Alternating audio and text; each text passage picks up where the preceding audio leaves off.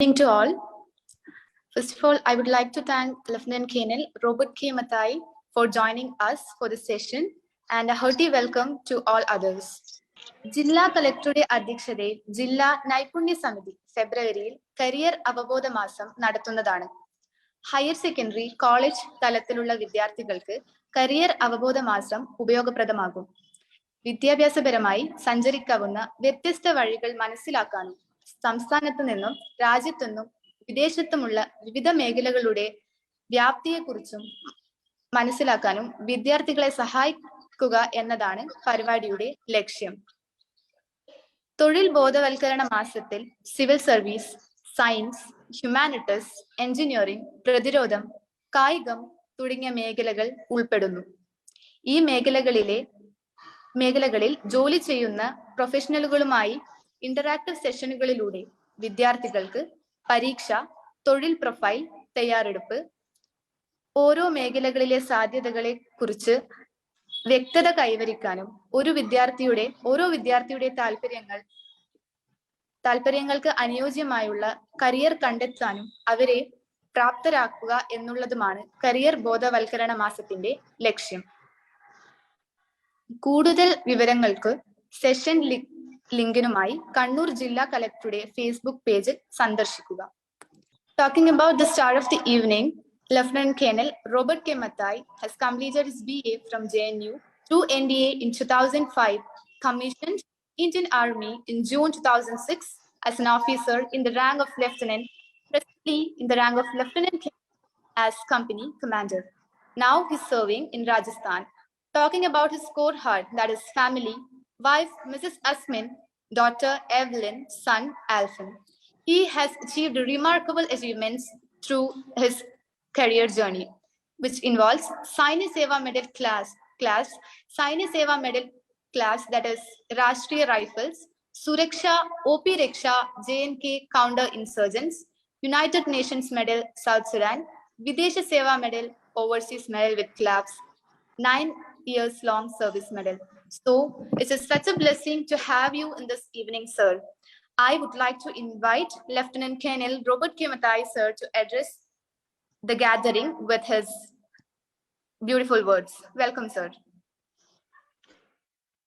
Thank you, Fida. Thank you so much for that wonderful welcome and even more lovelier introduction of myself. So I'm really honored and I'm really thankful to the district collector along with his, the skill committee team for giving me this opportunity to speak to each and every student who is going to be the future of tomorrow. So you can ask me anything, Fida. How do you want me to go about it? Yes, sir. First of all, sir, you can talk about your career. Then I will move on to my questions. Yeah. Yeah, sure. Since this is a career counseling, I'll just focus more on my education and then how I followed into the National Defense Academy. And later on, so after my 12th standard, I studied in Science School.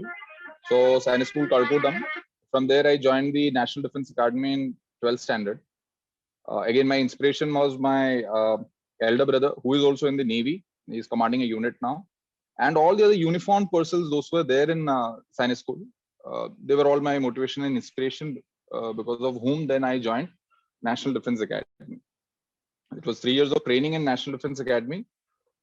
And after that, I joined the Indian Military Academy and later on got commissioned, like you said, in 2006, June, I got commissioned as a lieutenant. Fida, can you hear me? I think. Lieutenant Colonel, നിങ്ങള് ഒരു സ്കൂളിങ്ങിലൊക്കെ എങ്ങനെയായിരുന്നു? കണ്ണൂർ അല്ലേ, നാട് കണ്ണൂർ അല്ലേ? You are from Kannur. So schooling ഒക്കെ എങ്ങനെയായിരുന്നു? സൈനിക് സ്കൂളിൽ എങ്ങനെ പോയി? അതിനുശേഷം ഡിഫൻസിലേക്ക് പോകണമെങ്കിൽ ആ ഒരു ജേർണിയെ കുറിച്ച് പറയുവാണെങ്കിൽ. തീർച്ചയായിട്ടും. ഞാൻ ആക്ച്വലി എന്റെ നാട് കൊട്ടിയൂരാണ്, കണ്ണൂരില്. കൊട്ടിയൂർ അമ്പലം എല്ലാരും കേട്ടിട്ടുണ്ടായിരിക്കും. അപ്പം എന്റെ ഫാദർ BSF-ലായിരുന്നു, ബോർഡർ സെക്യൂരിറ്റി ഫോഴ്സ്. അതും ഇതുപോലെ ഒരു പാരാമിലിറ്ററി ഫോഴ്സ് ആണ്. അതുകൊണ്ട് ഞാൻ ചെറുപ്പം മുതലേ നോർത്ത് ഇന്ത്യയിലായിരുന്നു പഠിച്ചിരുന്നത്. പക്ഷെ BSF-ൽ ഒരു ലൈഫ് ഡിഫിക്കൽട്ട് ആയതുകൊണ്ട്, it's a very tough life, border security force, even I would say one of the toughest lifes. അപ്പൊ അങ്ങനത്തെ ഒരു സിറ്റുവേഷനിൽ എന്റെ ഫാദറിന് മക്കളെ പഠിപ്പിക്കണം എന്നുള്ള നല്ലൊരു ആഗ്രഹം ഉണ്ടായിരുന്നു. അങ്ങനെയാണ് ഞങ്ങൾ നോർത്ത് ഇന്ത്യയിൽ എവറി 2 years ട്രാൻസ്ഫേഴ്സ് വരും. ബോർഡർ ഏരിയസിലായിരിക്കും. അവിടെ സ്കൂളിങ്സ് ഇല്ലാത്തതുകൊണ്ട് ആദ്യം എന്റെ ചേട്ടൻ പിന്നെ ഞാനും വി ഫോളോഡ് ഈച്ച് അതർ. ചേട്ടൻ സൈനിക് സ്കൂളിൽ ജോയിൻ ചെയ്തു. അതിന്റെ പുറകെ തന്നെ ഫാദർ എന്നോടും പറഞ്ഞു Sainik school was the destination. Because അങ്ങനെയാണ് ഞങ്ങൾ സൈനിക് സ്കൂളിൽ എത്തിയത്. പിന്നെ കണ്ണൂരിൽ ഞാൻ 1 വർഷം പഠിച്ചിരുന്നു. ഞങ്ങളുടെ കേളകം എന്ന് പറഞ്ഞ അവിടെ ഒരു ലിറ്റിൽ ഫ്ലവർ സ്കൂളിലുണ്ടായിരുന്നു. അവിടെ പഠിച്ച് അതിന്റെ ഇടയിൽ മാനന്തവാടിയിൽ ഞങ്ങൾ കോച്ചിങ്ങും ഉണ്ടായിരുന്നു. അന്ന് മാനന്തവാടിയിൽ ഒരു സാർ ഉണ്ടായിരുന്നു, ഗോപാലകൃഷ്ണൻ സാർ. അപ്പൊ ഗോപാലകൃഷ്ണൻ സാറിന്റെ അടിയിലാണ് കുറച്ച് കോച്ചിങ് ഒക്കെ കിട്ടി. അങ്ങനെ ഞങ്ങൾ സൈനിക് സ്കൂൾ എൻട്രൻസ് എക്സാം ക്ലിയർ ചെയ്ത് I join Sainik school in 1996. സൈനിക് സ്കൂളൊക്കെ ജോയിൻ ചെയ്യണമെങ്കിൽ ഈ എക്സാമിനൊക്കെ എങ്ങനെ പഠിക്കണം എന്നത് അപ്പൊ ഗോപാലകൃഷ്ണൻ സാറ് അത് എങ്ങനെയാണ് ഇതിന്റെ ആരെങ്കിലും സൈനിക് സ്കൂൾ ജോയിൻ ചെയ്യണമെങ്കിൽ അതിന്റെ പ്രോസസ് എങ്ങനെയാണ് കുട്ടികൾ? സൈനിക് സ്കൂൾ ഇപ്പം ഒരു 5ാം ക്ലാസ്സിൽ പഠിക്കുന്ന കുട്ടി generally in the month of August September October ഈ ഒരു മാസങ്ങളിൽ നോട്ടിഫിക്കേഷൻ വരും. ഇപ്പൊ നമ്മൾ സൈറ്റിൽ പോവാണെങ്കിൽ ഓൾ ഇന്ത്യ സൈനിക് സ്കൂൾ എൻട്രൻസ് എക്സാമിനേഷൻ AISSEE അത് ടൈപ്പ് ചെയ്തിട്ടുണ്ടെങ്കിൽ നമുക്ക് അതിന്റെ സൈറ്റ് കിട്ടും. അതിൽ ചെന്നിട്ടുണ്ടെങ്കിൽ ഓഗസ്റ്റ് സെപ്റ്റംബർ ഒക്ടോബറിൽ അതിന്റെ നോട്ടിഫിക്കേഷൻ വരും. അപ്പം 5ാം ക്ലാസ്സിൽ പഠിച്ചുകൊണ്ടിരിക്കുന്ന ഒരു കുട്ടിക്ക് ഇതനുസരിച്ച് നമുക്ക് ഈ പ്രോസ്പെക്ടസ് ഫില്ല് ചെയ്ത് സൈനിക് സ്കൂൾ എൻട്രൻസ് എക്സാമിന് വേണ്ടി ആപ്ലിക്കേഷൻ കൊടുക്കും. It's very easy. ഇന്നിപ്പം ഇപ്പം ഇന്റർനെറ്റ് ഒക്കെ ഉള്ള ഒരു കാലത്ത് ഇത് വളരെ എളുപ്പമാണ്. അപ്പം അത് കഴിഞ്ഞിട്ട് ഒരു നാഷണൽ ടെസ്റ്റിംഗ് ഏജൻസി ഉണ്ട്. അവരാണ് ഈ എൻട്രൻസ് എക്സാം ഒക്കെ കണ്ടക്ട് ചെയ്യുന്നത്. അപ്പം അവർ എൻട്രൻസ് എക്സാം കണ്ടക്ട് ചെയ്ത് നമ്മൾ ഒരു 6ാം ക്ലാസ് ഇപ്പം മാത്തമാറ്റിക്സ്, ഇംഗ്ലീഷ്, പിന്നെ ഒരു ജനറൽ സയൻസ് ഉണ്ട്. ഇതൊക്കെയാണ് മെയിൻ സബ്ജക്ട്സ്. അതിൽ നമ്മൾ ഒരു qualification 120 marks I believe is the qualification. പക്ഷേ since it's a competitive exam നമ്മളൊരു 165-170 മാർക്സ് ഒക്കെ എയിം ചെയ്തു പിള്ളേർ പഠിക്കുവാണെങ്കിൽ, പിള്ളേർ അച്ചീവ് ചെയ്യുകയാണെങ്കിൽ അതിൽ ആ ഒരു കോമ്പറ്റേറ്റീവ് റിസൾട്ട്സിൽ വരുന്ന മെറിറ്റിൽ വരുന്ന പിള്ളേരെ പിന്നെ ഫർദർ ഇന്റർവ്യൂ ചെയ്ത് സൈനിക് സ്കൂളിലോട്ട് സെലക്ട് ചെയ്യുന്നതായിരിക്കും. ഇതാണ് ഇപ്പൊ സ്റ്റാൻഡേർഡ് ഓൾ ഓവർ ഇന്ത്യ. സൈനിക് സ്കൂൾ എൻട്രൻസ് ഒരു രീതിയിലാണ് നടക്കുന്നത്. ഓക്കെ സർ, ഇന്ത്യൻ ആർമി എന്ന ഒരു കരിയർ വളരെ ചാലഞ്ചിങ് ആയിട്ടുള്ള ഒരു കരിയർ ആണ്.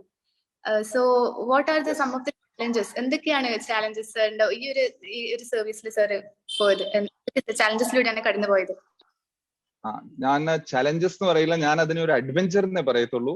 ഇപ്പൊ നമ്മുടെ ഒരു എക്സ്ട്രോവേർട്ട് ആണെന്ന് ഇരിക്കട്ടെ, നമുക്ക് ലോകം കാണണം എന്ന് ഒത്തിരി ആഗ്രഹമുണ്ട്. നമുക്ക് പല പല നാടുകൾ കാണണം, സന്ദർശിക്കണം. ഐ എം ജസ്റ്റ് വേറൊരു രീതിയിൽ നിങ്ങളോട് പറയാണ്. ഇപ്പൊ നമ്മളെപ്പോഴും പട്ടാളക്കാർ എന്ന് പറയുമ്പോൾ പാട്രിയോട്ടിസം, സെർവിങ് ദി നേഷൻ, അത് നമ്മുടെ ഡ്യൂട്ടിയാണ്. പക്ഷെ അതിന്റെ കൂടെ വരുന്ന ആ ഒരു ചലഞ്ച് എന്ന് പറഞ്ഞിട്ട്, ചലഞ്ച് അല്ല, ഒരു അഡ്വെഞ്ചർ എന്ന് പറഞ്ഞിട്ടുണ്ടെങ്കിൽ നമുക്ക് കാശ്മീരിലെ മലമുകളിൽ നിന്നും അതുപോയി നോർത്ത് ഈസ്റ്റിലെ ജംഗിൾസിൽ, പിന്നെ രാജസ്ഥാനിലെ ഡെസേർട്ട്സ്, അതുകൂടാതെ നമുക്ക് ഓവർസീസും പോവാം. ഞാൻ യുണൈറ്റഡ് നേഷൻസിലും പോയിരുന്നു, സൗത്ത് ആഫ്രിക്കയിലായിരുന്നു കുറെ കാലം. അപ്പൊ അവിടുത്തെയും ഒരു എക്സ്പോഷർ ഉണ്ടല്ലോ, നമുക്ക് ലൈഫിൽ കാണാൻ കിട്ടുന്ന കുറെ കാര്യങ്ങളുണ്ട്. നമ്മൾ ഒരു ലൈഫ് തന്നെ ഒരു യാത്രയായിട്ടാണ്. എല്ലാ ഒരു 2 വർഷം 2.5 വർഷം കഴിയുമ്പോഴത്തേക്കും you get to visit new places, stay there, know new people. അങ്ങനെയുള്ള ഒരു അഡ്വെഞ്ചറസ് ലൈഫാണ് ഞാൻ നോക്കിയിട്ട് defence, both army, navy, air force, അത് ഏതൊരു ഇതായാലും എല്ലാം നിങ്ങൾക്ക് ഒരു ഓപ്പർച്യൂണിറ്റി കിട്ടും. ഓക്കെ സർ, സാറിന്റെ സ്കൂൾ ഡേയ്സ്, അതായത് സൈനിക് സ്കൂൾ ഡേയ്സിൽ സാറിന് ഏറ്റവും സ്റ്റിൽ ഇപ്പോൾ ഞാൻ പറയുമ്പോഴും ഏറ്റവും മെമ്മറബിൾ ആയിട്ട് സാറിന്റെ മൈൻഡിൽ പെട്ടെന്ന് സ്ട്രൈക്ക് ചെയ്യുന്ന ആ ഒരു മെമ്മറി എന്താണ് സർ? അല്ല, സൈനിക് സ്കൂളിനെ കുറിച്ച് സംസാരിക്കാൻ തുടങ്ങിയിട്ടുണ്ടെങ്കിൽ ഒത്തിരി മെമ്മറീസ് ഉണ്ട്. അപ്പം ചോദിച്ച സ്ഥിതിക്ക് ഞാനിപ്പോ ഒരു കരിയർ കൗൺസിലിംഗ് ആയതുകൊണ്ട് ഞാൻ എൻ്റെ ഒരു മോട്ടിവേഷണൽ ഒരു സൈനിക് സ്കൂളിൽ പഠിച്ചുകൊണ്ടിരിക്കുമ്പോഴത്തേക്കും എന്തുകൊണ്ട് NDA പോകാനുള്ള ആ ഒരു ഇൻസിഡന്റ് ചെറുതൊന്ന് ഷെയർ ചെയ്യാം. ഞങ്ങളുടെ സ്കൂളിൽ 11th സ്റ്റാൻഡേർഡിൽ ഞങ്ങൾ നാഷണൽ ഡിഫൻസ് അക്കാഡമിയിൽ വിസിറ്റ് ഓർഗനൈസ് ചെയ്യുമായിരുന്നു. അപ്പം പൊതുവെ ഞാൻ സ്കൂളിൽ ലേറ്റ് ആയിരുന്നു ഈ ഓരോ ഇവന്റിനൊക്കെ എത്താൻ വേണ്ടിയിട്ട്. അപ്പം ഞങ്ങളുടെ അന്ന് ബസ് പോവായിരുന്നു റെയിൽവേ സ്റ്റേഷനിലേക്ക്. അപ്പൊ അന്ന് ആ ബസ് മിസ്സായിട്ടുണ്ടെങ്കിൽ എന്റെ NDA വിസിറ്റ് മിസ്സായി പോവായിരുന്നു. അപ്പൊ അങ്ങനെ അതാണ് എനിക്ക് ഓർമ്മ വരുന്നത്. അപ്പൊ ഞാൻ അന്ന് രാത്രി 1 മണിയോടെയാണ് ഡ്രസ് എല്ലാം പാക്ക് ചെയ്ത് പെട്ടിയെല്ലാം റെഡിയാക്കി വെച്ചിരുന്നത്. പക്ഷെ രാവിലെ ആയപ്പോഴത്തേക്കും എല്ലാം കൂടെ എത്താൻ ഇച്ചിരി വൈകി. അപ്പൊ എൻ്റെ ആ ഒരു സീൻ ഉണ്ടല്ലോ, ഞാൻ ആ ബസ് വിടാറാവുമ്പോഴത്തേക്കും ഞാൻ ആ പെട്ടിയും പിടിച്ച് ഡ്രസ്സുകളെല്ലാം എടുത്ത് വണ്ടി പിടിച്ച് ഓടി. ഞാൻ ബസ്സിലെത്തി. എന്റെ കൂട്ടുകാരും ഉണ്ടായിരുന്നു, ക്ലാസ്മേറ്റ്സ് ഉണ്ടായിരുന്നു. അവര് ഓർമ്മിപ്പിച്ചു ടീച്ചറിനേക്ക്, റോബിൻ എത്തിയിട്ടില്ല. ആ ബസ് കിട്ടിയത് കൊണ്ട് അന്ന് ഞാൻ പൂനെയിലോട്ട് പോകാൻ പറ്റി എനിക്ക്, അന്ന് ട്രെയിൻ പിടിച്ച്. അങ്ങനെ ഞാൻ നാഷണൽ ഡിഫൻസ് അക്കാഡമി ചെന്ന് അവിടെ ഞങ്ങൾ 1-2 ദിവസത്തെ വിസിറ്റ് ഉണ്ടായിരുന്നു. ആ വിസിറ്റ് ആ വിസിറ്റിലൂടെയാണ് നമുക്ക് നാഷണൽ ഡിഫൻസ് അക്കാദമി എന്താണെന്ന് ഇപ്പൊ ഞാൻ നിങ്ങളോട് സംസാരിക്കുമ്പോൾ നിങ്ങൾക്ക് ചെറിയൊരു ഐഡിയ കിട്ടത്തുള്ളൂ നാഷണൽ ഡിഫൻസ് അക്കാദമി. പക്ഷെ നമ്മൾ അവിടെ ചെന്ന് അവിടെ അതൊന്ന് വിസിറ്റ് ചെയ്ത് അവിടെ എല്ലാം ഒന്ന് കാണുമ്പോഴത്തേക്ക് നമ്മുടെ മനസ്സിലൊരു ആഗ്രഹം വരും. ഇവിടെ നമ്മൾ ഒരു ദിവസം വരണം, ഇവിടെ ഒന്ന് പഠിക്കണം, അവിടെ ഒരു 3 years സ്പെൻഡ് ചെയ്യണം എന്നുള്ള ആഗ്രഹം വരുവാണെങ്കിൽ അതിനുവേണ്ടി അധ്വാനിക്കാനും അതൊരു പ്രേരണയായി മാറും. അപ്പം this one of the incidences, അത്രേ ഉള്ളൂ. പിന്നെ പറയുവാണെങ്കിൽ സയൻസ് സ്കൂളിൽ പണ്ട് ഡിഫൻസ് മിനിസ്റ്റർ ജോർജ് ഫെർണാണ്ടസ് ഒരിക്കലും ഇങ്ങനെ ലാൻഡ് ചെയ്തിരുന്നു. അപ്പൊ ഹെലികോപ്റ്റർ വന്ന് ഞങ്ങളുടെ ഗ്രൗണ്ടിൽ തന്നെ ഹെലികോപ്റ്റർ ലാൻഡ് ചെയ്തു. അപ്പൊ ഡിഫൻസ് മിനിസ്റ്റർ പുള്ളിയുടെ ഹെൽത്ത് വൈസ് പുള്ളി അത്ര നല്ല ഹെൽത്തിലല്ലായിരുന്നു. എന്നാലും പുള്ളി he caught the helicopter, he came there, he visited us, ഞങ്ങളുടെ കൂടെ ഒത്തിരി സംസാരിച്ചു. അപ്പൊ നമുക്ക് നമ്മൾ തന്നെ ഭയങ്കര ഒരു important we are very important to the country എന്നുള്ള ആ ഒരു ഫീലിംഗ് വരും. And these people come and speak to us, important people. ഒരിക്കലും AK ആന്റണി ഞാൻ സെർവ് ചെയ്തുകൊണ്ടിരുന്നു, അപ്പം ഒരിക്കലും ഇതുപോലെ വന്നായിരുന്നു കാണാൻ വേണ്ടി ഞങ്ങളുടെ പോസ്റ്റില്. യെസ്,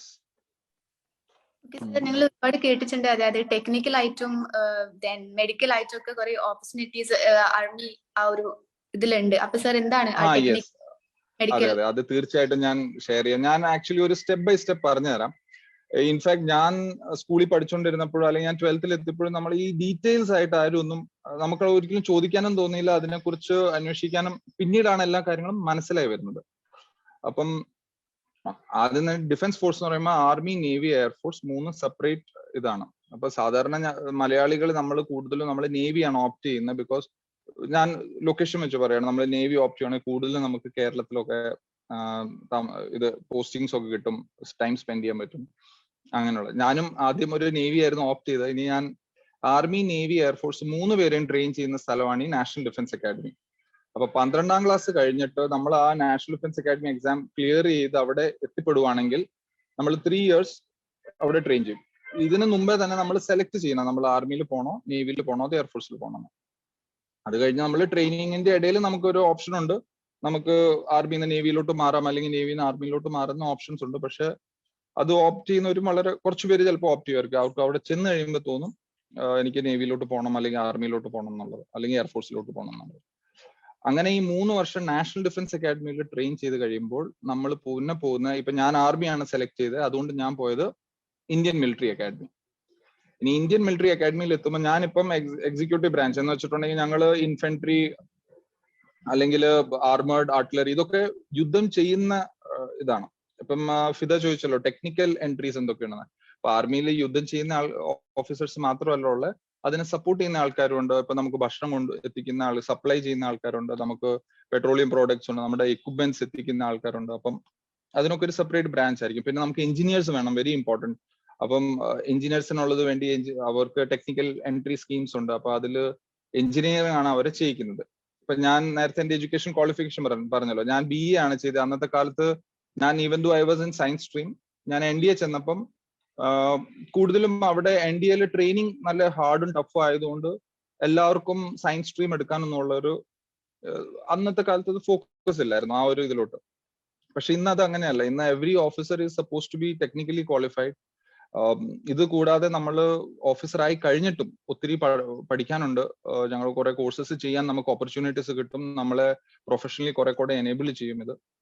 അപ്പൊ ഇനി ടെക്നിക്കൽ എൻട്രീസ് ഞാൻ പറയാം. ഇപ്പം എഞ്ചിനീയറിംഗ് എൻട്രി ഉണ്ട്, പിന്നെ അത് കൂടാതെ നമുക്ക് 12th സ്റ്റാൻഡേർഡിൽ തന്നെ ടെക്നിക്കൽ എൻട്രി സ്കീം ഉണ്ട്. അപ്പൊ അവിടെ നമുക്ക് എഞ്ചിനീയറിംഗ് ഗവൺമെന്റ് അല്ലെങ്കിൽ ആർമി അവരുടെ ചെലവിൽ നമ്മളെ കൊണ്ട് ഇത് ചെയ്യിപ്പിക്കും, എഞ്ചിനീയറിംഗ് ചെയ്യിപ്പിക്കും. അതിപ്പോ 12th സ്റ്റാൻഡേർഡ് കഴിഞ്ഞിട്ട് ഈ TS എൻട്രിയിൽ നമുക്ക് ഒരു അക്കാഡമിയിൽ ജോയിൻ ചെയ്യാം. അവിടെ ഒരു 3 വർഷം 4 വർഷം അവരവിടെ എഞ്ചിനീയറിംഗ് ചെയ്യിപ്പിക്കും. അതിന്റെ കൂടെ തന്നെ ആർമിയിലേക്കുള്ള ട്രെയിനിങ്ങും നടക്കും. ഇതുപോലെ തന്നെ നേവിയിലും എയർഫോഴ്സിലും അവരവരുടെ സെപ്പറേറ്റ് എൻട്രീസ് കാണും. ഇത് കൂടാതെ നമ്മൾ പുറത്തുനിന്ന് തന്നെ എഞ്ചിനീയറിംഗ് ചെയ്തിട്ട് കയറുന്നവരുണ്ട്. അവർ ഡയറക്ട്ലി ഇന്ത്യൻ മിലിറ്ററി അക്കാഡമിയിലോട്ട് ചേരും. അപ്പൊ അതിനും എൻട്രി വരും, നമുക്ക് എക്സാംസ് വരും. ഈ once you have become completed your post graduation ഈ എഞ്ചിനീയറിംഗ് ഒക്കെ ചെയ്ത് കഴിയുമ്പോഴത്തേക്കും you can write the exam, get qualified and directly join the Indian military academy. പിന്നെ ഈ എൻട്രീസിലും 2 തരം എൻട്രി ഉണ്ട്. ഒന്ന് നമ്മുടെ ഷോർട്ട് സർവീസും ഒന്ന് നമ്മുടെ പെർമനന്റ് കമ്മീഷനും. പെർമനന്റ് കമ്മീഷൻ എന്ന് പറഞ്ഞിട്ടുണ്ടെങ്കിൽ നമ്മൾ ഒരു പ്രാവശ്യം ഇപ്പൊ ഞാൻ ഒരു പെർമനന്റ് കമ്മീഷൻഡ് ഓഫീസറാണ് എന്ന് വെച്ചാൽ ഞാൻ 20 വർഷം കഴിയാതെ എനിക്ക് റിസൈൻ ചെയ്യാൻ പറ്റത്തില്ല. അല്ലെങ്കിൽ എനിക്ക് I have to continue my service to minimum 20 years. Short സർവീസിൽ നമ്മൾ ഇപ്പം പല പല ഓപ്ഷൻസ് ഉണ്ട്. നേരത്തെ 5 yearsന്റെ ഓപ്ഷൻ ഉണ്ടായിരുന്നു, ഇപ്പൊ അത് 10 years ആക്കി മാറ്റിയിരിക്കുകയാണ്. നമ്മൾ 10 വർഷത്തേക്ക് ജസ്റ്റ് ഒരു എക്സ്പീരിയൻസിന് വേണ്ടിയും പിന്നെ നമ്മുടെ ആ ഒരു യൂത്തില് നമ്മൾ ഈ അഡ്വെഞ്ചർ നമുക്ക് അതൊക്കെ ആ ഇനീഷ്യൽ 10 yearsലാണ് നമുക്ക് ആ ഒരു എനർജി, ആ ഒരു ഇതിൽ. പിന്നെ അത് കഴിയുമ്പോഴത്തേക്ക് നമ്മൾ അടുത്ത ലെവലിലോട്ട് പോകും. അപ്പൊ ആ ഒരു 10 years നമ്മൾ അത്യാവശ്യം നമ്മുടെ ഡിഫൻസ് ഫോഴ്സസിൽ ഈ പറയുന്ന എല്ലാ അഡ്വെഞ്ചർ എല്ലാം കഴിഞ്ഞിട്ട്, and by then you become professionally capable to follow your dreams outside also. നാട്ടിൽ വന്ന് നമുക്ക് കല്യാണം കഴിച്ച് സെറ്റിൽ ആവണം, വേറൊരു ജോലിയിലോട്ട് പോകണം, അങ്ങനെയൊക്കെ ആണെങ്കിൽ നമ്മൾ ഈ ഷോർട്ട് സർവീസ് എടുത്തിട്ട് ഷോർട്ട് സർവീസിൽ അത്യാവശ്യം you follow your dreams and then later on നമ്മുടെ ഫാമിലി ലൈഫിലോട്ടൊക്കെ ഫോക്കസ് ചെയ്യാം. സർ, ഇപ്പം സർ പറഞ്ഞ യുദ്ധം ചെയ്യുന്ന അല്ലാണ്ട് ഒരുപാട് ഭക്ഷണം കൊടുക്കുന്ന അങ്ങനത്തെ കുറെ ഒരു സർവീസസ്. ഞാൻ ആർമി സ്കൂളായിരുന്നു പഠിച്ചത്, കണ്ണൂർ ഭരണശ്ശേരി ആർമി സ്കൂളിലാണ് പഠിച്ചത്. അപ്പോ സർ അത് പറഞ്ഞപ്പോ ഞാൻ മോർണിംഗ് പോകുമ്പോ ഇങ്ങനെ കാണാറുണ്ട്, ഇങ്ങനെ ഫുഡൊക്കെ കൊണ്ടുപോകുന്നതും പിന്നെ ഷൂ പോളിഷ് ഇങ്ങനെ ഒരുപാട് ആൾക്കാർ. എനിക്ക് അവരുടെ കുട്ടികൾക്ക് കൂടെ പഠിക്കാനൊക്കെ പറ്റി. So I M considering now it as A great opportunity for me. And sir, ഇപ്പോ NDA എക്സാം ക്ലിയർ ചെയ്ത് കഴിഞ്ഞപാട് ഒരാൾ എൻ്റർ ചെയ്യുന്ന റാങ്ക് ഉണ്ടായിരിക്കും. ആൻഡ് ആർമിയിൽ ഒരുപാട് ഡിഫറെന്റ് റാങ്ക്സ് ഒക്കെ ഉണ്ട്. ആർമി റാങ്ക്സ് ഞാൻ സിമ്പിൾ ആയിട്ട് പറഞ്ഞുതരാം. നമ്മൾ 2 ഡിഫറെന്റ് ടൈപ്സ് ഓഫ് റാങ്ക്സ്. ഒന്ന് ഓഫീസർ റാങ്ക് ഉണ്ട്, ഒന്ന് ബിലോ ഓഫീസർ എന്ന് വെച്ചാൽ നമ്മൾ പേഴ്സൺസ് ബിലോ ഓഫീസർ റാങ്ക് എന്ന് പറയും. അപ്പൊ ഓഫീസർ റാങ്ക് ആണ് ഇപ്പൊ ഞങ്ങൾ ഈ NDA, IMA, OT അതൊക്കെ ഞാൻ നിങ്ങളോട് ഇപ്പൊ പറഞ്ഞു തന്നത്. അതിന്റെ ത്രൂ കയറുമ്പോൾ നിങ്ങൾ എല്ലാവരും ഓഫീസേഴ്സ് ആയിട്ടായിരിക്കും കയറുന്നത്. ഓഫീസേഴ്സിൽ ഫസ്റ്റ് റാങ്ക് വരുന്നത് ലെഫ്റ്റനന്റ്. ഈ ഓഫീസർ റാങ്ക് എന്ന് പറഞ്ഞിട്ടുണ്ടെങ്കിൽ അത് president of India directly sign ചെയ്തിരുന്ന ഡോക്യുമെന്റ് ആണ്. So it is a commission. എന്നുവെച്ചാൽ നമ്മുടെ president of India directly commission ചെയ്യുന്ന ഒരാളെയാണ് നമ്മൾ ഓഫീസർ എന്ന് വിളിക്കുന്നത് ആർമി, നേവി, എയർഫോഴ്സിൽ. അപ്പം first rank in the army will be lieutenant. ഇത് ഗവൺമെന്റ് ഇത് ഇൻട്രൊഡ്യൂസ് പറഞ്ഞില്ലേ 2006 അദ്ദേഹം ലെഫ്റ്റനന്റ് ആയിട്ട് കമ്മീഷൻ. അപ്പൊ എല്ലാ ഓഫീസേഴ്സും കമ്മീഷൻ ആവുന്ന ലെഫ്റ്റനന്റ് ആയിട്ടാണ്. അപ്പൊ അതിന്റെ same equivalent rank in the navy and the നേവിയിൽ സബ് ലെഫ്റ്റനന്റ് ആയിരിക്കും, അല്ലെങ്കിൽ എയർഫോഴ്സിൽ ഫ്ലൈയിങ് ഓഫീസർ ആയിരിക്കും. അപ്പൊ അങ്ങനെ ലെഫ്റ്റനന്റ് റാങ്ക്. അത് കഴിഞ്ഞ് ഇതൊരു ഇൻട്രൊഡക്ടറി റാങ്ക് ആണ്. ഇതൊരു 2 വർഷത്തേക്ക് നമ്മൾ ലെഫ്റ്റനന്റ് ആയിട്ടിരിക്കും. അത് കഴിഞ്ഞ് ഓട്ടോമാറ്റിക്കലി നമ്മൾ ക്യാപ്റ്റൻ റാങ്കിലേക്ക് നമ്മളെ പ്രൊമോട്ട് ചെയ്യും.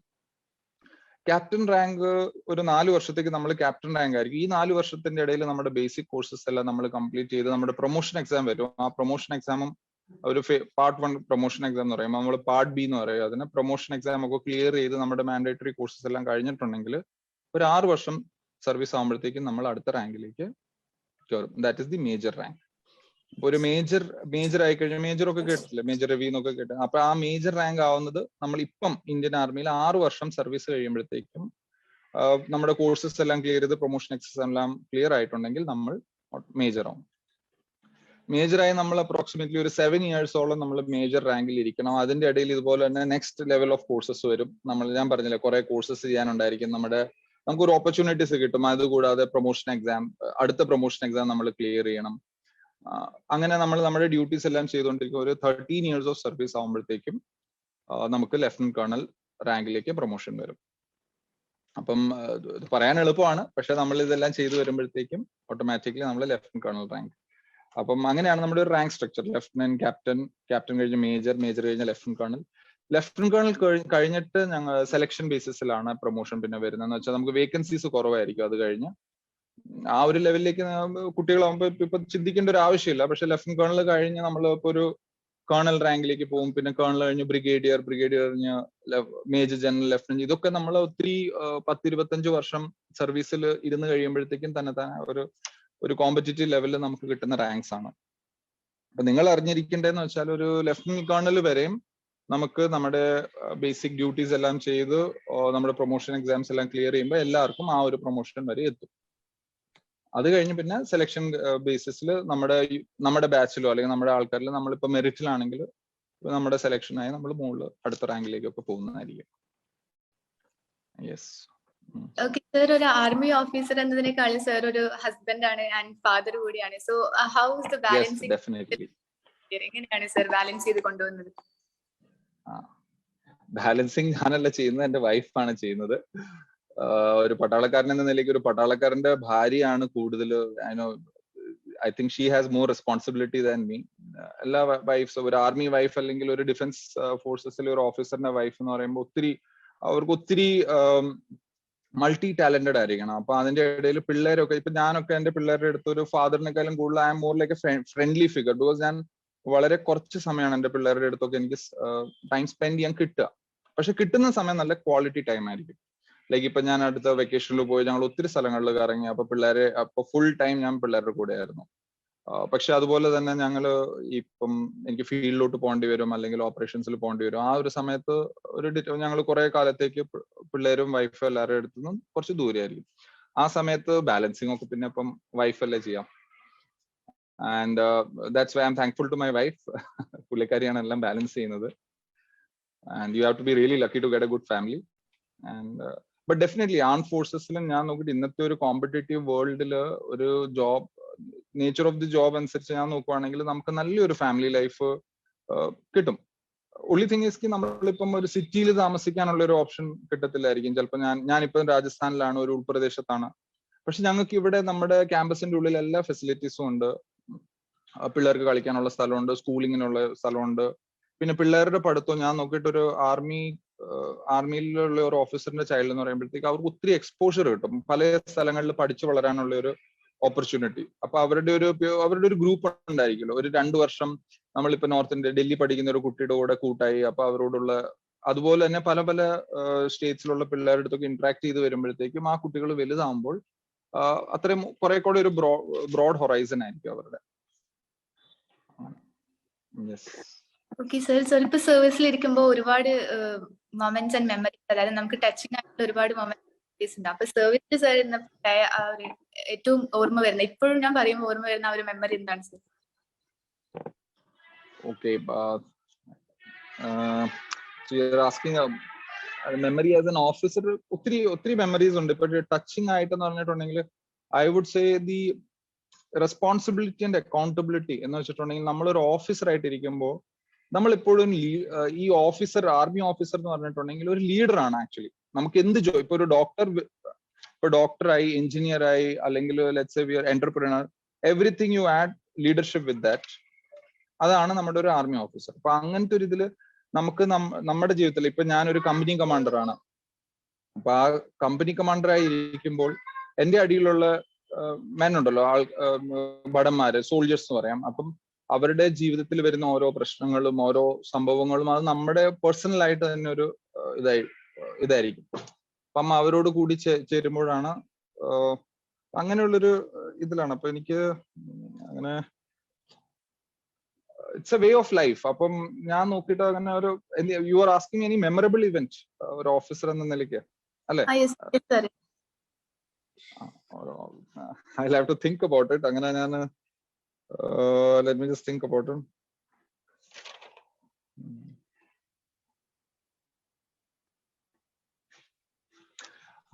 I can share one event. ഞാൻ പഞ്ചാബിലായിരുന്നു. അപ്പൊ പഞ്ചാബില് ഞാനൊരു I was serving in a place called Patiala.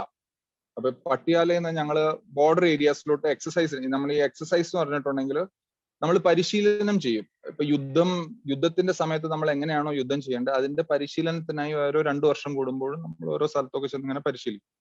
അപ്പൊ അങ്ങനെ ഒരു ഉൾപ്രദേശത്ത് ഞാൻ പരിശീലനം ചെയ്തുകൊണ്ടിരുന്നപ്പം ഞങ്ങളൊരു അബാൻഡൻഡ് ഏരിയയിലായിരുന്നു, ഒരു ഫീൽഡിലായിരുന്നു. അവിടെ തന്നെ ഒരു ടെന്റ് ഒക്കെ പിച്ച് ചെയ്തായിരുന്നു താമസിക്കുന്നത്. അപ്പൊ ആ ഫീൽഡിന്റെ ഉടമ അവിടെ ഒരു ദിവസം അടുത്ത ദിവസം വന്നിട്ട് പരിചയപ്പെട്ടു എന്ന് പറഞ്ഞാൽ പുള്ളി വന്ന് അറിഞ്ഞു ഇത് ഞാനിങ്ങനെ ഓഫീസർ ഉണ്ടെന്ന്. അപ്പൊ പുള്ളി എന്നെയും വിളിച്ചോണ്ട് പുള്ളിയുടെ വീട്ടിലോട്ട് കൊണ്ടുപോയി. പുള്ളി ഒത്തിരി നിർബന്ധിച്ചു. ഞാൻ ആദ്യം പറഞ്ഞു ഞാൻ അങ്ങനെ വീട്ടിലോട്ടൊന്നും വരത്തില്ല, പക്ഷെ പുള്ളി പറഞ്ഞു എന്തായാലും നിങ്ങൾ ഇവിടെ വരെ വന്നതല്ല, വരണം എന്ന് പറഞ്ഞു. അപ്പൊ ഞാൻ ആ ഒരു ട്രിപ്പ് ഉണ്ടല്ലോ, പുള്ളിയുടെ പുറകെ ഞാൻ എന്റെ വണ്ടി എടുത്ത് അവരുടെ ആ വില്ലേജിലോട്ടൊന്ന് പോയി. അപ്പം ഞാൻ ആ വില്ലേജിൽ കയറിയപ്പോ അവിടുത്തെ കുഞ്ഞു പിള്ളേര്, മാതാപിതാക്കള്, സ്ത്രീകള്, ആണുങ്ങൾ, എല്ലാരും ഞാൻ വന്നപ്പോ കൈയൊക്കെ കാണിച്ച് നമ്മളൊരു ഹീറോയിനെ വെൽക്കം ചെയ്യുന്ന പോലെയായിരുന്നു. അപ്പം I was really touched with that incident. അവരവരുടെ വീട്ടില് പുള്ളി പറഞ്ഞു നിങ്ങൾ ഇവിടെ ഒന്ന് കുളിച്ച് റെഡിയായി എല്ലാം നിങ്ങളൊന്ന് ഫ്രഷ് ആവാൻ പറഞ്ഞു. എന്റെ ഒരു കോലം നമ്മളെല്ലാരും പരിശീലനത്തിലല്ല, അപ്പൊ പപ്പടി മണലും പൊടിയും എല്ലാം ആയിട്ട്. അപ്പം ആ കംപ്ലീറ്റ് വില്ലേജിൽ എനിക്ക് കിട്ടിയ ഒരു ആദരവുണ്ടല്ലോ എന്ന് വെച്ചാൽ ആ ഒരു റെസ്പെക്ട്. അത് ഐ തിങ്ക് അത് നമ്മൾ ഈ യൂണിഫോമിൽ ഇരിക്കുമ്പോഴേ അതിന്റെ ഒരു അങ്ങനത്തെ ഒരു റെസ്പെക്ട് കിട്ടത്തുള്ളൂ. Especially the States which have seen difficult times. North ഇന്ത്യയിലാണ് കൂടുതലും. ഇപ്പം പഞ്ചാബിൽ എന്നൊക്കെ പറഞ്ഞാൽ ഇറ്റ് ഹാസ് ബീൻ കാശ്മീരായി, പഞ്ചാബായി, പിന്നെ നോർത്ത് ഇന്ത്യയിലൊക്കെ ഒത്തിരി പ്രശ്നങ്ങൾ നേരിടുന്ന സ്റ്റേറ്റ്സിൽ നമ്മള് ഇപ്പം ഇവിടെ കേരളത്തിൽ തന്നെ ഇപ്പം നമ്മുടെ ഫ്ലഡ് റിലീഫ് വന്നപ്പം ആ ഒരു ആർമിയെ കുറിച്ച് ഒട്ടും അറിയാതിരുന്ന സ്റ്റേറ്റ് ആണ്. ഞാൻ കേരളം എന്ന് പറഞ്ഞിട്ടുണ്ടെങ്കിൽ ഞാൻ ഇങ്ങനെ പറയുന്നത്, നമ്മൾ ഡിഫൻസ് ഫോഴ്സസിനെ കുറിച്ച് വലിയ അറിവ് കുറവാണ് പൊതുവെ. നമ്മൾ പറഞ്ഞറിഞ്ഞ, അല്ലെങ്കിൽ ഞാനിപ്പോ സയൻസ് സ്കൂളിൽ പഠിച്ച ആർമിയിൽ പോയതുകൊണ്ട്, അല്ലെങ്കിൽ എന്റെ നാട്ടില് അങ്ങനെ ഒരു ഇതില്ല എന്ന് വെച്ചാൽ പതുക്കെ അറിഞ്ഞു വരുന്നേ ഉള്ളൂ ഇപ്പൊ. അപ്പം that was a memorable event. ആ ഒരു റെസ്പെക്ട് എന്ന് വെച്ചാൽ the way people that love in their eyes and genuine ആയിരുന്നു. അപ്പൊ ആ ജെനുവിനെസ്സിൽ ഒത്തിരി ടച്ച് ചെയ്തായിരുന്നു. യെസ്. Okay sir. ഈ ഒരു കാലഘട്ടം പറഞ്ഞാൽ ഒരുപാട് സ്ത്രീകളും ഈ ഒരു ഇന്ത്യൻ ആർമി എന്ന് പറഞ്ഞ കരിയറിലേക്ക് ചൂസ് ചെയ്യാൻ ഒരുപാട് സ്ത്രീകൾ മുന്നോട്ട് വരുന്ന ഒരു സമയമാണ്. ആൻഡ് ഇത് കണ്ടുകൊണ്ടിരിക്കുന്ന, ഈ പ്രോഗ്രാം കണ്ടുകൊണ്ടിരിക്കുന്ന ഒരുപാട് ആൾക്കാർക്കും ഉണ്ടാവും ഇന്ത്യൻ ആർമിയിലേക്ക് വരണം എന്ന്. ആൻഡ് സർ, അപ്പോ അവർക്ക് സാറിന് കൊടുക്കാനുള്ള ഒരു മെസ്സേജ് എന്താണ് സർ? യെസ്, ഞാൻ നോക്കിയിട്ട് പണ്ടും സ്ത്രീകൾക്ക് വരണം എന്ന് ഒത്തിരി ആഗ്രഹം ഉണ്ടായിരിക്കും എന്നാണ് എന്റെ ഒരു അഭിപ്രായം. പക്ഷെ we were not that progressive then. അന്നത്തെ കാലത്ത് ഐ റിമെമ്പർ എന്റെ classmate, she wanted to come. പക്ഷെ in fact she wrote an article which came in the booklet also. അന്ന് നമ്മൾ പട്ടാളത്തിൽ എൻട്രി അലൗഡ് അല്ലായിരുന്നു. ഇൻഫാക്ട് പൈലറ്റ് ഒന്നും ആവാൻ അന്ന് ലേഡീസ് അലൗഡ് അല്ലായിരുന്നു. പക്ഷെ now we have become a progressive nation. Government is taking steps in the right direction. ഇപ്പൊ എനിക്കും 2 മക്കളാണ്. എന്റെ മൂത്ത പെൺകുട്ടിയാണ്. അപ്പം ഞാനിപ്പം since the doors are open now and it is further opening എന്ന് വെച്ചാൽ നേരത്തെ ചെറിയ ഓൺലി സെലക്ടഡ് ബ്രാഞ്ചസിലായിരുന്നു girls women officers coming in. ഇപ്പം slowly and steadily it is spreading to the other areas also. അപ്പോൾ ഇത് വളരെ ഒരു നല്ല ഓപ്പർച്യൂണിറ്റിയാണ്. പിന്നെ ഞാൻ നോക്കിയിട്ട് നമ്മൾ ആണ് പെണ്ണെന്നുള്ള ഒരു തിരിച്ചു വ്യത്യാസം പാടില്ല. ഇപ്പൊ കേപ്പബിലിറ്റി ഉണ്ടെങ്കിൽ അത് ആണായാലും ശരി പെണ്ണായാലും ശരി അവർക്ക് ആ ഓപ്പർച്യൂണിറ്റി നമ്മൾ കൊടുക്കണം. അപ്പൊ ഒരു if you have it in you, irrespective of boy or girl, you must we must give the choice. The organization should give the opportunity to them. അങ്ങനെ ഒരു ഓപ്പർച്യൂണിറ്റി വരുവാണെങ്കിൽ ഞാൻ എനിക്കും എന്റെ മോളെയും എനിക്ക് സയൻസ് സ്കൂൾ അങ്ങനെ ഒന്ന് വിടണം എന്നൊക്കെ ആഗ്രഹമുണ്ട്. അപ്പൊ അവൾക്ക് അങ്ങനെ ഒരു ആഗ്രഹം ഉണ്ടെങ്കിൽ ഞാനത് ശരിക്കും സാധിച്ചു കൊടുക്കും. അത് തന്നെയാണ് ഞാൻ എല്ലാവരോടും എനിക്ക് പറയാനുള്ളതും. പിന്നെ പട്ടാളത്തെ കുറിച്ച് ഞാൻ നോക്കിയിട്ട് ഒരു വേ ഓഫ് ലൈഫ് ആണ്. എന്ന് വെച്ചാൽ നമ്മളിപ്പം എൻ ഡി എയിൽ ഇപ്പൊ ഫിദ ചോദിച്ചായിരുന്നല്ലോ, എൻ ഡി എയിൽ ട്രെയിനിങ് ഒക്കെ ടഫാണ്. ഇപ്പൊ ഞാൻ നിങ്ങളോട് പറയുവാണ് ട്രെയിനിങ് എങ്ങനെയാ നടക്കുന്നതെന്ന് പറഞ്ഞിട്ടുണ്ടെങ്കിൽ ചിലപ്പോൾ ഒയ്യോ ഇതെല്ലാം ചെയ്യേണ്ടി വരുമോ, ചിലപ്പം ജോയിൻ ചെയ്യണമെന്നാണ്. പക്ഷെ അതൊക്കെ തന്നെ നടന്നുള്ളൂ. നമ്മളും അതേ ഇതിലൂടെ പോയതാണ്. അപ്പം സ്വന്തമായിട്ട് ചോദിക്കണം നമുക്ക് ലൈഫിൽ എന്താണ് വേണ്ടത്, what do you want to experience in life. അതുപോലെ തന്നെയാണ്. അപ്പം അതില് ഇത് മാച്ച് ആവുകയാണ്. എനിക്ക് പട്ടാളത്തിൽ പോയാൽ ഇതൊക്കെ എനിക്ക് എക്സ്പീരിയൻസ് ചെയ്യാൻ പറ്റും എന്നുള്ളത് ഉറപ്പ് വരുവാണെങ്കിൽ, അങ്ങനത്തെ ഒരു ഇത് വരുവാണെങ്കിൽ definitely all of you must try to join the forces. And that's it. അതാണ് എനിക്ക് പറയാനുള്ളത്. Anything else? Sir, hello, audible ആണോ? Yes, you are audible. എൻ്റെ പേര് നൗഷാദ്, ഞാനൊരു ഹയർ സെക്കൻഡറി ടീച്ചറാണ്. Okay, sir. You are a teacher? Yes, higher secondary ടീച്ചറാണ്. Okay, sir. ഒരു കാര്യം, നമ്മുടെ മിലിറ്ററി സർവീസിലേക്ക് എൻട്രി ചെയ്താൽ അതിനുശേഷം സർവീസ് തുടർന്നുകൊണ്ടിരിക്കുന്ന സമയത്ത് നമുക്ക് എന്തെങ്കിലും കോഴ്സുകൾ അവിടുന്ന് ചെയ്യാനുള്ള പ്രൊവിഷൻ ഉണ്ടോ? പഠിക്കാനുള്ള, ജോലി ചെയ്തുകൊണ്ട് തന്നെ പഠിക്കാനുള്ള എന്തെങ്കിലും അവസരങ്ങൾ ഉണ്ടോ എന്നുള്ളതാണ് ഒരു ക്വസ്റ്റ്യൻ. രണ്ടാമത്തത്, ഇതിന്റെ റിട്ടയർമെന്റ് ഏജ്, മിലിറ്ററി സർവീസിന്റെ റിട്ടയർമെന്റ് ഏജ് എങ്ങനെയാണെന്നുള്ളതാണ്. മൂന്നാമത്തത്, ഇതിന്റെ സാർ നേരത്തെ ഫാമിലിയെ കുറിച്ച് പറഞ്ഞു.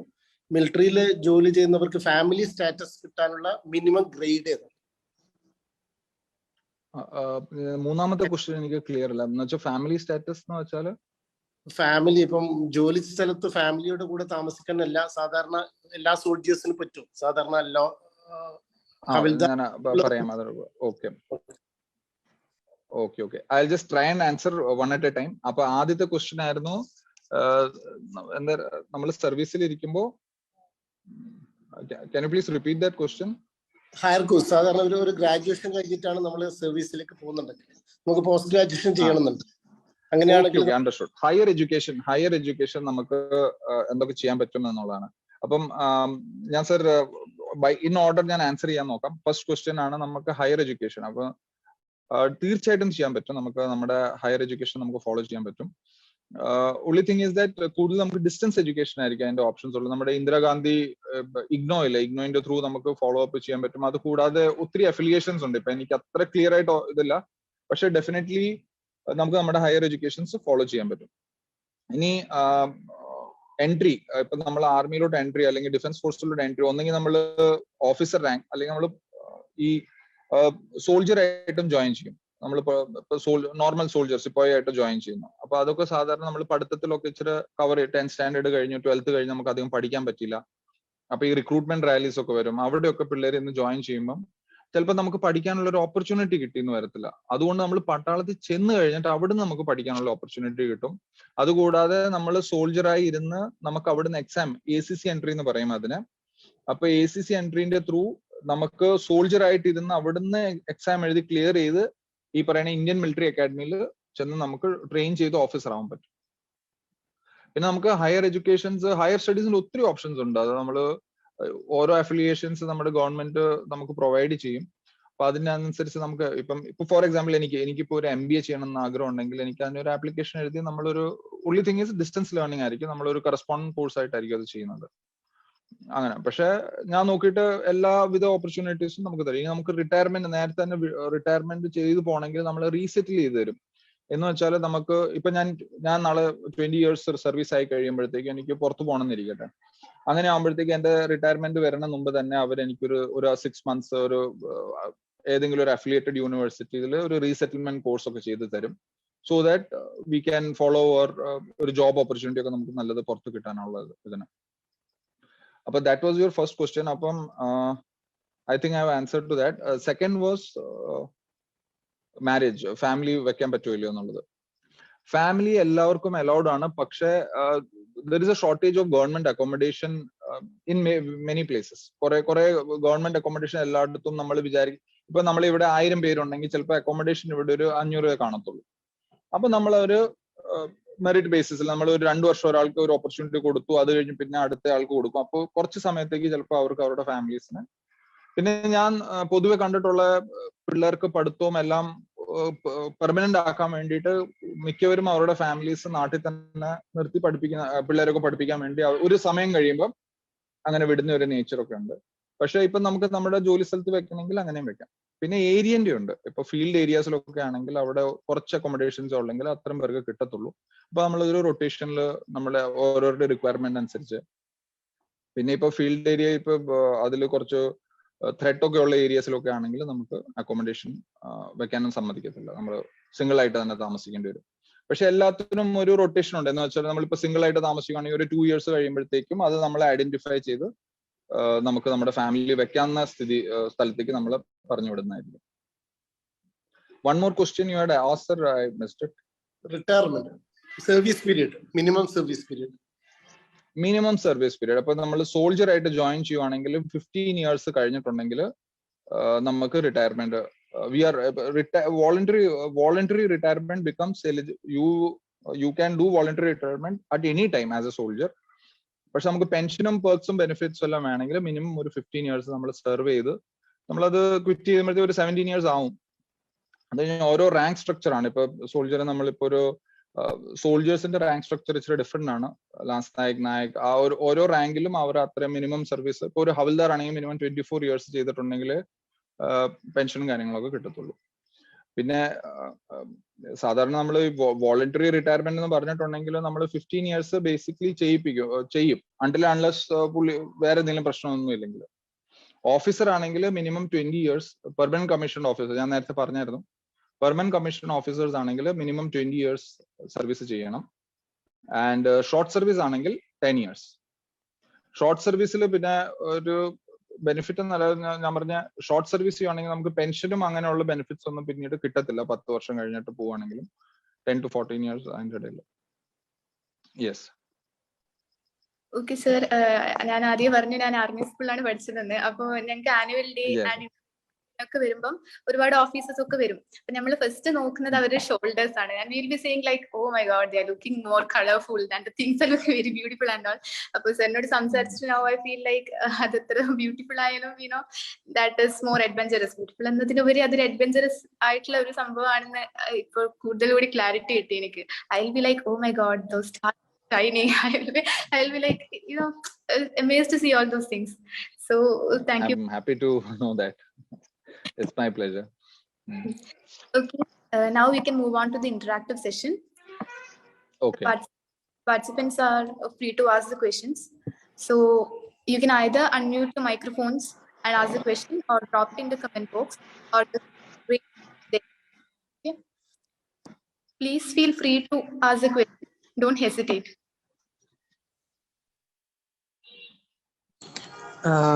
Good evening. May I ask the question? Yes, you can go ahead. Yes, good evening, sir. I am Albin, a student of class 10. I have a simple question to ask, and that is like, from your level, individually, how can you contribute to make world peace? Okay, you are asking me at my level. Yeah, like, you know, Yes. at your individual, like individually, what can you contribute?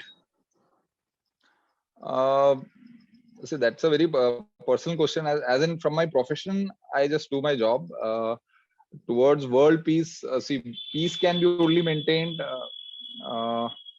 when we you know follow the law, live as good citizens. So I think being a good citizen, following our laws of the nation, of the country, and contributing to the needy. Again, you know, I try and contribute when and in my little ways possible. And otherwise, law-abiding citizens is one way to contribute towards world peace. World peace is a very big question. I really don't know. I mean, little things that we can do at our level is what might ultimately contribute to the world peace.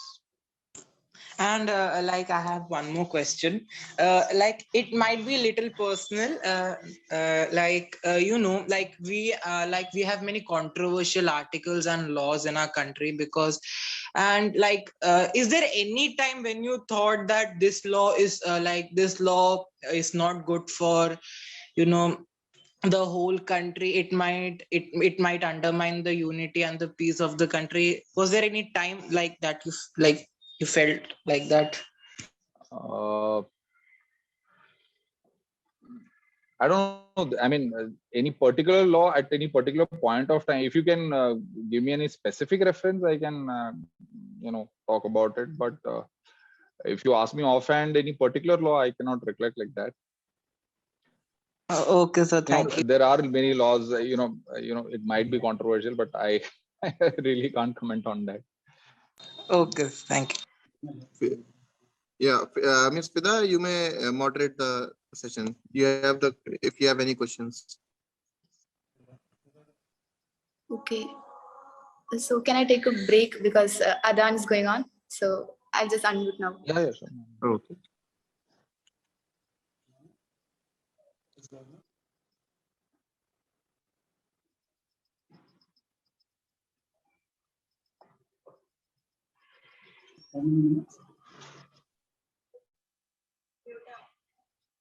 Okay, man. Sir, a few messages are in the chat box. Can you please check those messages?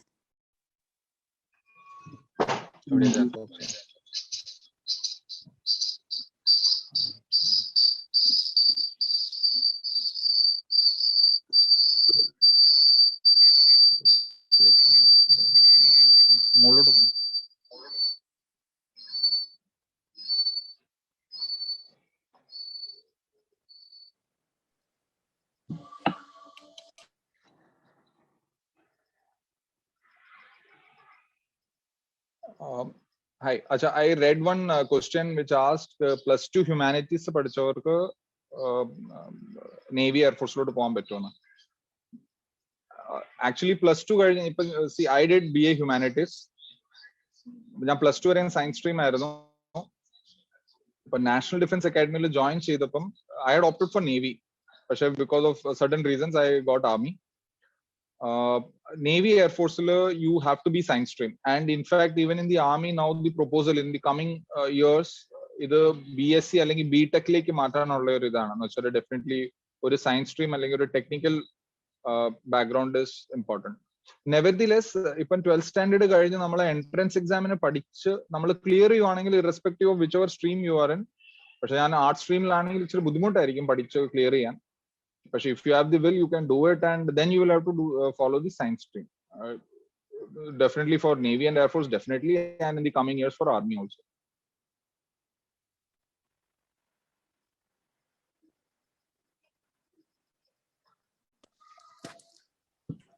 Okay, sir, we have one more question. It is from Anu. I'm using specs. Could I be able to recruit in officer session? It depends. Specs, definitely. There are many officers, those who are there who wear specs. But I think power in the issue now, till what power I'm not very clear. But definitely, if it is a minor problem, it won't be an issue. Specs use in our entry. Definitely specialized. If a specialized field, pilots, it will get affected. You can't become a pilot or not. But definitely in the army, you will have a vacancy. Navy also, I'm sure you will be able to enter. Okay, sir, that's a question from my side. That is, Indian Army join unfortunately handicapped families like advantages is there any policies or something like that for them? Yes.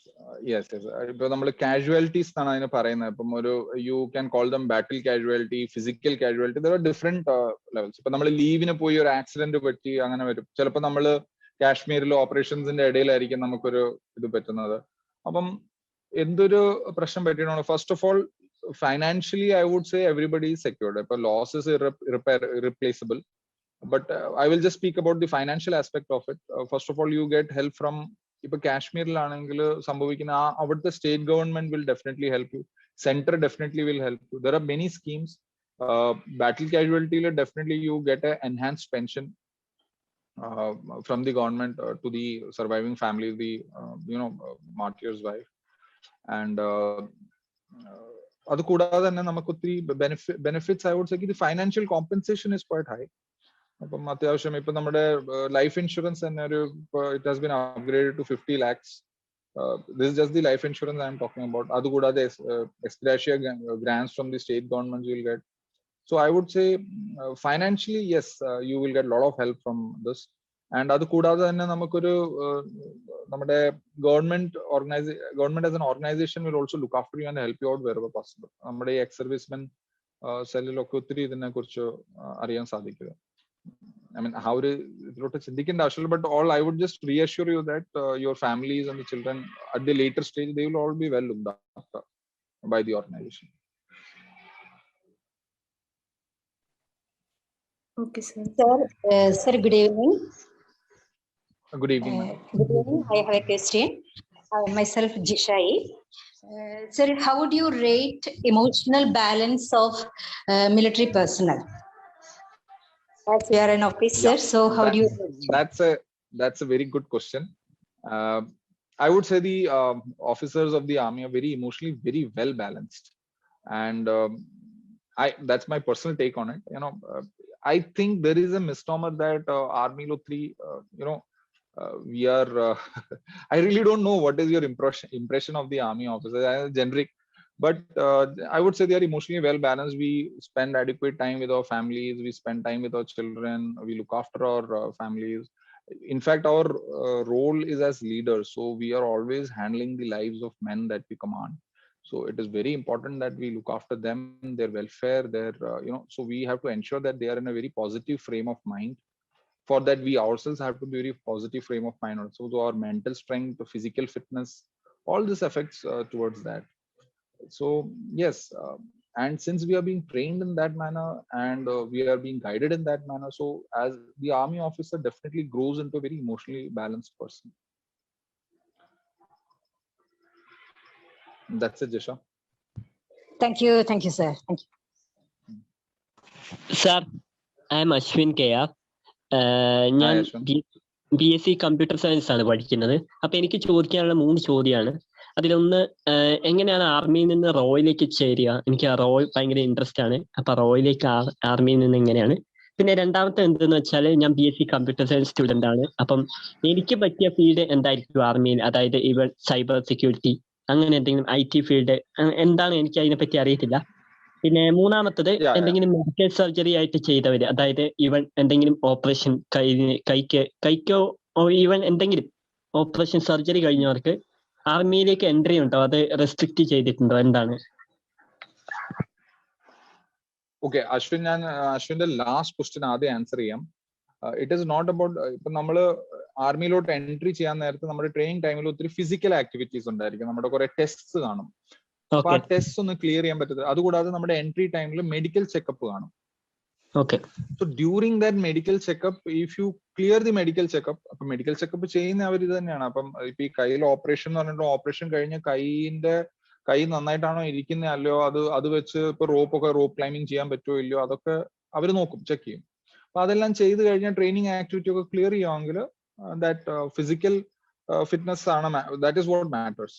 അപ്പൊ that should not, അപ്പൊ ആ physical ഫിറ്റ്നസിന് effective ആണെങ്കിൽ ചിലപ്പോൾ നമുക്ക് enter ചെയ്യാൻ പറ്റത്തില്ല. Now coming to your other 2 questions, BSc computer science ആണ് ചെയ്യുന്നത് and your interest is into the cyber and the IT field and all. അപ്പം in the army I would suggest, if you're coming into the army, then join the signals എന്ന് പറഞ്ഞ ഒരു branch ഉണ്ട്. Signals is the one which is dealing with all this. പിന്നെ once you enter the army, you will automatically get guided towards your specific field which you're interested in. പക്ഷെ ആർമിയിൽ കയറുമ്പം ഏത് ആർമിലോട്ടാണ് join ചെയ്യുന്നതെന്ന് അശ്വിനോട് ഒരു ഓപ്ഷൻ, അതിനു മുമ്പേ അവരും അശ്വിനോട് ഒത്തിരി like you will get the career counselling at that time also. So you will get an idea. ഇപ്പൊ ഞാൻ പറയുവാണെങ്കിൽ നിങ്ങൾ സിഗ്നൽസിലോട്ടാണ് ജോയിൻ ചെയ്യേണ്ടത്. അത് കഴിഞ്ഞ് റോയിലേക്ക് ഇനി third question, that is how to get transfer to റോ. I am really that I will have to also check with the raw, but I know officers also got transferred to raw. അതിന് it depends. ഇപ്പൊ എനിക്കറിയാവുന്ന officers ഒക്കെ ഒരു 10-15 വർഷം കഴിഞ്ഞിട്ടാണ് അവർ റോയിലോട്ട് ട്രാൻസ്ഫർ അയക്കുന്നത്. Particular procedure, specific procedures I am not aware. പക്ഷെ അത് ആർമി കയറി നമ്മളൊരു സർവീസ് ചെയ്യുമ്പോഴത്തേക്ക് നമുക്ക് ഓട്ടോമാറ്റിക്കലി അറിയാൻ പറ്റും. പക്ഷെ ഞാൻ അശ്വിനോട് റെക്കമെൻഡ് ചെയ്യുന്ന റോയിലോട്ട് ഡയറക്റ്റ് കയറുന്ന പ്രൊസീജിയേഴ്സ് ഒക്കെ നോക്കാനായിരിക്കും, rather than joining the army and then later on joining the raw. That's it. Sir, we have one question. Yes, you may ask. Okay, sir, we have a question here. It's from Nandana Suresh. Sir, can you give me an idea about medical fitness certificate? Is it tough to get? What are the conditions that we have to clear while entering to army? Okay, there is no medical fitness certificate. In fact, army le karumbam you are medically checked by the army medical authorities. Like the medical officer comes, he does your checkup. അപ്പം അവരുടെ medical exam clear ചെയ്യുമ്പോഴാണ് they declare you medically fit or unfit. അപ്പൊ it's entirely left to the defense forces or the service selection boardൽ തന്നെ ഉള്ള medical teams ആയിരിക്കും check ചെയ്ത് medically fit ആണോ unfit ആണോ എന്ന് നോക്കുന്നത്. So you are different centres for that. Service selection board എന്ന് പറഞ്ഞിട്ടുണ്ടെങ്കിൽ നമ്മളിപ്പോ 12th ഇരിക്കുമ്പോൾ നമ്മുടെ UPSC എക്സാം ക്ലിയർ ചെയ്തിട്ടാണ് നമ്മൾ ഷോർട്ട് ലിസ്റ്റ് ആവുന്നത് ടുവേർഡ്സ് നാഷണൽ ഡിഫൻസ് അക്കാഡമി. അപ്പൊ NDAലോട്ട് എക്സാം എഴുതി നമ്മളത് ക്ലിയർ ചെയ്യുമ്പോൾ അത് ക്ലിയർ ചെയ്തിട്ട് നമ്മളിപ്പോ ഫോർ എക്സാമ്പിൾ ഞാൻ അപ്രോക്സിമേറ്റ്ലി പറയാം, let's say 3 lakh people write that exam, so approximately 3,000 will be shortlisted in the written part. From that 3,000, around 6,000 will be called for, all those 3,000 will be called for the service selection board interview, SSB എന്നാണ് അതിനെ പറയുന്നത്. ഈ SSB ഒരാഴ്ചത്തെ interview ആണ്. So once you have cleared the exam and got shortlisted, you go for that SSB. 1 week they will test you. But that is where you have to prove that you are worthy of the, you are capable of joining the army. After clearing the exam, which is again science based, നമ്മുടെ mathematics അന്നത്തെ കാലത്ത് 12th syllabus ആയിരുന്നു അപ്പോഴും വന്നുകൊണ്ടിരുന്നത്. But you see, I'm not really updated on that, but it is around 12th മാത്തമാറ്റിക്സും ഇംഗ്ലീഷും പിന്നെ സയൻസും ഒക്കെ ആയിട്ടാണ് അവരുടെ ഇത് വരുന്നത്. ആ എക്സാം ക്ലിയർ ചെയ്ത് കഴിഞ്ഞിട്ടാണ് ഈ 1 week ഓഫ് ഇന്റർവ്യൂ. ഈ 1 week ഇന്റർവ്യൂല് they try test you psychologically. നമ്മുടെ സൈക്കോളജിക്കൽ ടെസ്റ്റ് നടത്തും. പിന്നെ ഗ്രൂപ്പ് ഡിസ്കഷനിൽ they look at your leadership qualities that are there within you. Character analysis ആണ് അവിടെ അവർ നടത്തുന്നത്. What is your basic character? Are you suitable for the defence forces? അങ്ങനെ അവർ ഷോർട്ട് ലിസ്റ്റ് ചെയ്യുമ്പോൾ സാധാരണ ഒരു 10-60 പേര് ഒരു ബാച്ചിൽ ഒരു 50 people വരുമ്പോഴത്തേക്കും ഞാൻ എന്റെ സമയത്ത് പറയാം, എന്റെ സമയത്ത് there were around 70 boys, out of which only 12 of us cleared that SSB. അപ്പൊ അങ്ങനെ ക്ലിയർ ചെയ്ത് വരുമ്പോഴത്തേക്ക് 3000 പേര് റിട്ടേൺ എക്സാം ക്ലിയർ ചെയ്തവരിൽ it's around 400 to 500 which was further shortlisted, എന്നിട്ട് around 350 to 400 then joined the National Defense Academy. അപ്പൊ ഈ interview clear ചെയ്യുമ്പം അത് കഴിഞ്ഞിട്ടാണ് മെഡിക്കൽ ചെക്കപ്പ് നടത്തുന്നത്. Okay, I think I'm not audible.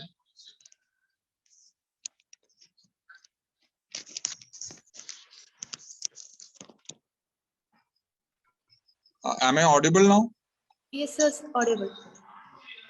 Yeah. So that's what I was saying. Ki apa 1 week interview കഴിഞ്ഞിട്ടാണ്, then if you clear the interview, then you have medical checkup, which again is for 3 to 4 days or 4 to 5 days. അവിടെ അവർ detailed medical checkup നടത്തും. Once you cleared all that, then you get shortlisted. Yes. Okay, sir, we have one more question from Sanchit. Is there any height limit for Navy? Officer rank, there is no height specification. It's more like they check your capability as a leader.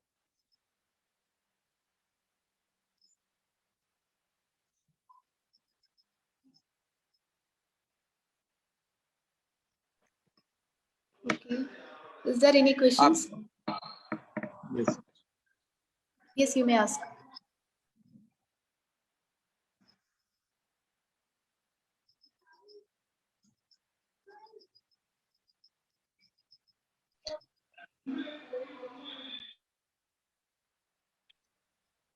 If you're having any questions, you may leave it in the comment section.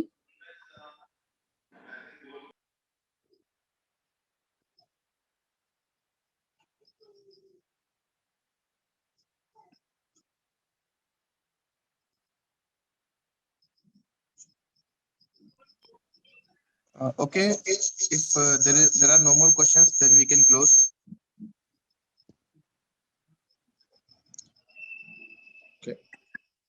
Okay, sir. Sir, thank you so much for spending It has been my pleasure. Sure, I hope this has broadened everyone's aspect about. You are free to contact me later also for any kind of doubts that arise. I'm sure, especially Kerala, I've always felt little bit more of exposure is required as far as the defense forces is concerned, and the kind of quality of life that we have it here in the defense forces. It was really my honor also to have, I got the opportunity to interact with so many students. Thank you, Fida. Thank you so much for joining with us, sir. So I would like to extend my warm thank you for other members also. And I would like to thank for giving me this opportunity. Thank you so much. We wish you all the very best and praise for you all future endeavors, and hope you and your family stay safe. Thank you. Thank you, sir, for joining. It has been a very insightful session for all of us, and you have cleared many of our doubts, as well as you have shared your personal experiences as well as professional insights, which will help many of us in pursuing the career in the future. Thank you, sir.